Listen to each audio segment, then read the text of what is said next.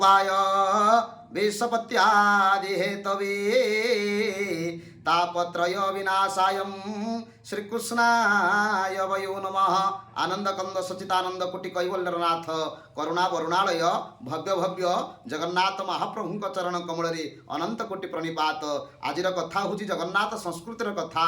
ये जगन्नाथंकर अवन्य चिंताधारा आपण माने देखंतु राम अछंती कृष्ण अछंती शिव अछंती जेते देवादेवी अछंती जगन्नाथंक सहित तुलना करा जाए नाही। काहेकि ना जद्दारु ब्रह्ममृति प्रणव तनुधर सर्व वेदांत सार सब वेदर सार होउछंती जगन्नाथ।